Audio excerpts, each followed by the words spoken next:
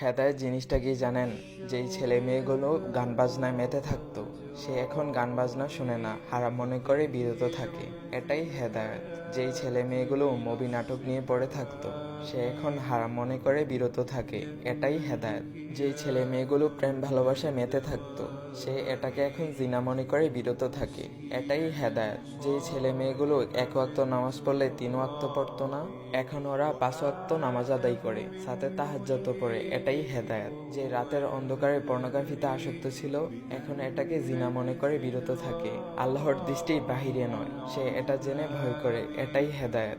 যে বন্ধু বান্ধবদের আড্ডায় মেতে থাকতো, দুনিয়া নিয়ে পড়ে থাকতো, এখন আজান হলেই মসজিদে চলে যায়, এটাই হেদায়েত। আগে আল্লাহকে ভয় করতো না, এখন অন্তরে আল্লাহর ভয় অনুভব করে। কেউ মূর্তি পূজা বা অন্য জাতির ছিল, সেই ইসলাম চিনতে পেরেছে, এটাই হেদায়েত। নিজের ইচ্ছাকে বাতিল করে আল্লাহর আদেশ মান্য করা, এটাই হেদায়েত। নিজ মনে অপরকে আল্লাহর বাণী শোনানো, আল্লাহর পথে ডাকা, এটাই হেদায়েত।